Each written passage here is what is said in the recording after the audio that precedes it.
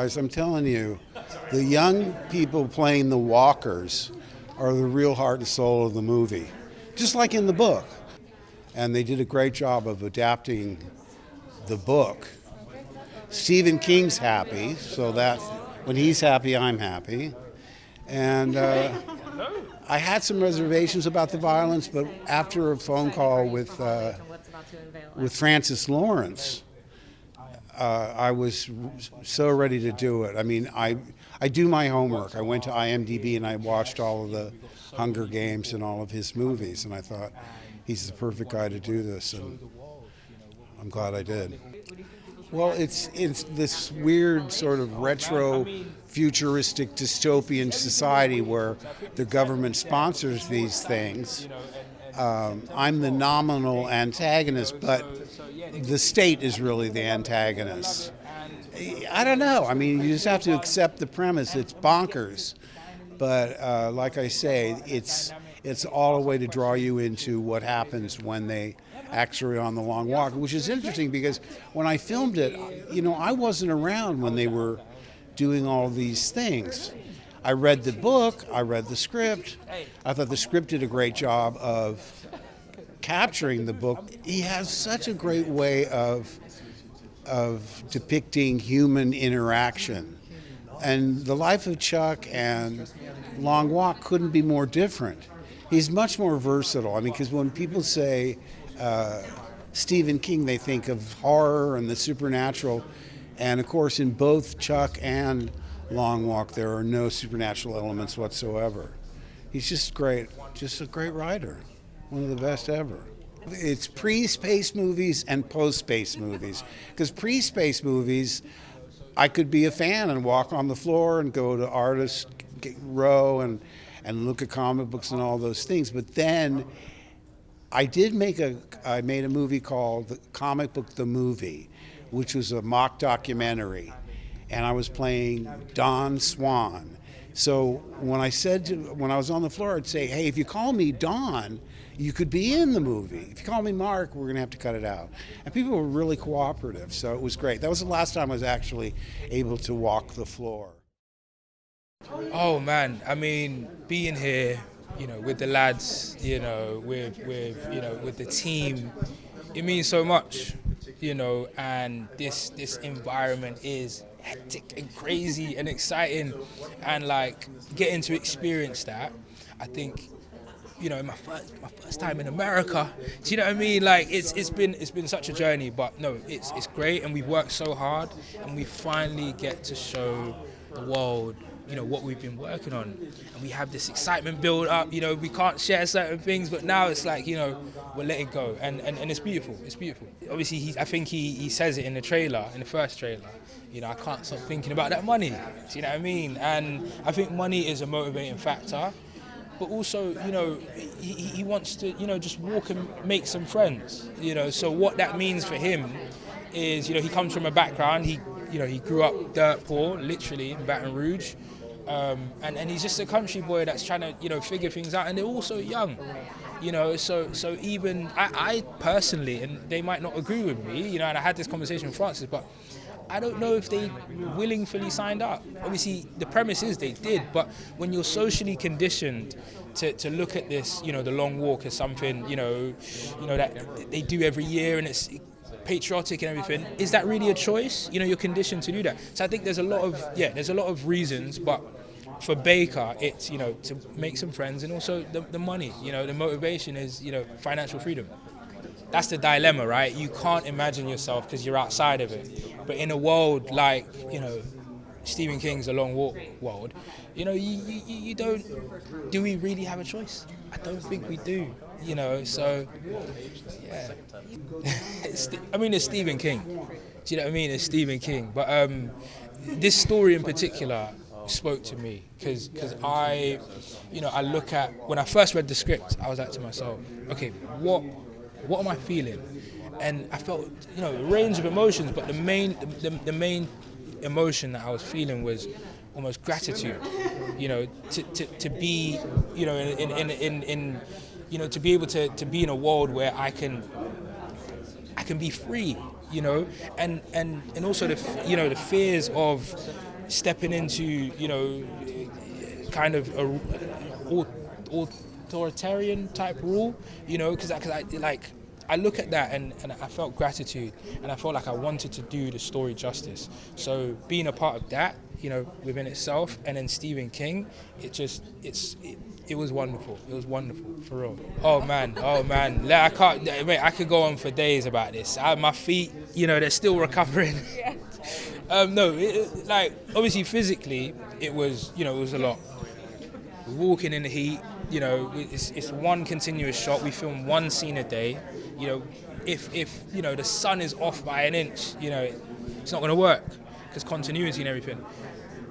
But it's also like the mental side that was, you know, that you know, we had to kind of dig in and lean on each other, and that's why I'm so glad that, you know, the lads, everybody, Francis, you know, JT, always on set with us every day. You know, that's very rare. And just having that emotional support, I'm forever grateful. And it allowed us to be in our creative, you know, element in a way. Oh, it's awesome. You know, it's such a beautiful movie. I think we're really proud of the work that we put into it. So to be able to celebrate in gorgeous San Diego at awesome Con and now Comic-Con, it's really cool. Well, I think he's definitely looking for something. He's kind of in search of something more, and I think in life we're all kind of doing that, you know, searching for something that's kind of outside of ourselves. And I think Pete, my character, really is looking for that. Yeah. You know, look, I got to be honest. It was the perk of the job for me. It was being able to immerse yourself in something and not have to, you we do enough acting. We don't need to act more. So yeah, we walked about 15 miles a day. You know, a minimum was 8. And maximum I think was 22. Doing that, you know, you kind of forget some of the silly acting things that you do, and you just give yourself away, and I was really lucky to have that. Oh, just look, those are my boys, these are my boys. I'm just so, honestly, you know, there's one thing getting on with someone, there's another thing appreciating people for their work and their dedication, and every single boy in this just completely sacrificed and gave himself away to making something that felt bigger than us. So I love these boys, Cooper, Charlie, Tuck, Garrett, Jordan, everyone. We all did, Ben, everyone. So big fans. Besides Stephen King, who obviously is like a master storyteller, and I'm talking about, you know, novella and books. You know, he's got such craft to him, and his films are like cinematic history. So to be part of one of those is amazing. But also Francis Lawrence and loving JT, who's next to me now. You know, it's a community of making something that feels really special. So I'm honoured to be a part of it. I didn't expect it to be as emotional for me. I was walking the floor yesterday, and what kind of came over me was a sense of like community, and seeing how happy, I could get emotional thinking about it, how happy everybody was to be here and like to celebrate their fandoms and to find community within that, and people from all walks of life, all places, all colors. It was amazing to see, and not to mention how dope the cosplays are too, and to like cosplay with pride and to be able to compliment people and say, damn, it looks great, I know who you're cosplaying as. So I loved it, and I've never experienced anything like this in my life. Comic-Con is unlike anything I've seen. It's been on my bucket list to go to Comic-Con since I was 9, and to be here now walking the carpet next to Mark Hamill is a really cool life moment. Yeah, look, it's thinking like, who would sign up for this, right? And I think that it comes out of a place of necessity in some ways for these boys in the dystopian world that they're living in. And Stebbins has a very unique reason for joining the Long Walk, something that I don't want to necessarily spoil for fans, but fans of the book will have been aware. And I think it's a very dynamic thing to watch Stebbins' performance and like his motivation change from the beginning of this walk then towards the end. Of course, you've seen the film. And I think going into it with this idea of I'm going to beat all of these boys, and I don't want to get close to them because I don't want to hurt them. I don't want to hurt myself because I know I'm going to beat them all. And to see that kind of shifting throughout the film, I think is a really cool thing to see as an audience member, but as an actor to play, it was a really cool thing to be able to play. Well, let me tell you, I walked 261 miles on that movie, so I feel like we paid our dues here, and we walked quite a while. I mean, it was towards the end. Look, at the beginning, I remember standing on set with Ben Wang, who played the Karate Kid, so cool, and it's 100-degree heat, and there's 50 boys, and we're all walking through this neighborhood, and it is just grueling. We walked 12 miles that day. I remember after our first take, Ben turned to me and he goes, "What on earth did we get ourselves into?" And so it was hard at the beginning because, you're breaking your feet and you're getting these blisters going and you break these shoes in. But then towards the end of the production, I felt like I could walk forever. In some ways, I feel like we're trauma bonded because of this experience that we had. And to wake up every day, some days our call time would be 3 a.m, right? And to wake up at 3 a.m. and know that we've got a long walk ahead of us and to be there together, I think built a lot of team spirit amongst these boys. And I'm so grateful for the time that we shared together because I really do care for them and I really respect these boys. I mean, Stephen King is a legend, right? We all know The Shining, we all know Carrie, we all know Misery. Like, Stand By Me, The Green Mile. He is a legend. He's a living legend. And to be able to bring an iconic Stephen King character to life in his lifetime is one of the greatest honors of my life. Not only to mention like a fan favorite character as Stebbins, he had to approve all of our castings, and so to know that he gave his blessing to be able to, for me to play Stebbins was really meaningful to me. Hunger Games is what made me want to become an actor. I was a young kid. I remember watching it in my small town in Texas, and I saw this on the big screen. I said, I want to do this, And so, full circle moment, 12 years later, to be able to be working with the creator and the filmmaker behind the Hunger Games was so meaningful. And I tried to not get in my head about it, I tried to not psych myself out for this audition, but I understood, the gravitas that he carries, that Francis carries, and it does not pass me by. I am grateful for it every day to have worked with him. JT, who's standing right there, talented man. He wrote Strange Darling, he directed Strange Darling. His adaptation of our book is so expert. I love you, JT! Is so expert. And he elevated this source material that Stephen King wrote and has gifted fans a new alternate world that's still the same font and you have new fresh ideas in it, and I think he did an amazing job at creating this. And of course Roy, who's standing right there, producer of the Minecraft movie. I mean, it's an honor. It's an honor. It's my first time at Comic-Con. I've always wanted to be here, but it was kind of like the same feeling I had about the Sundance Film Festival. I never wanted to go till I had a movie, so the fact that we were invited here and I get to see the cast again, and I only wish Francis Lawrence was with us, but other than that, it's been really exciting because I haven't seen these guys in a year. When we were on set, nearly a year ago. So they're just a tremendous group of people, and that camaraderie came back instantly when they all got back together, and it was great to see that. Yeah, I revere Stephen King, so I think that. I'm a filmmaker, so I have an understanding of what I think works on screen as opposed to what can work in a book, and sometimes they are the same and sometimes they're not. And so I felt like I was the guy for the job because I love Stephen King, and I wanted to keep the DNA of his original story, and I wanted his themes to be ever present in the movie, but I also wanted to shape it into this, under 2-hour experience, and I think we did a pretty good job, and I'm hoping the world feels the same way. I think it probably was great for Francis. I've always wanted to do that as a director.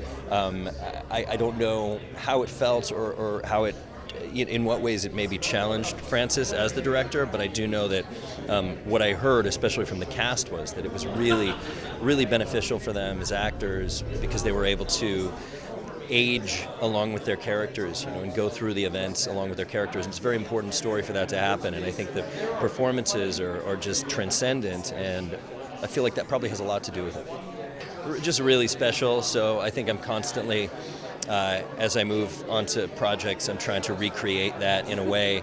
And I'm also, I learned a lot from Francis. He's been directing movies for a long time. He's directed some really, really good ones, so to be able to watch him work, to be able to have conversations with him, to learn from him, the way his set works like a well-oiled machine. He works with this great line producer named Mika and his cinematographer, Yo.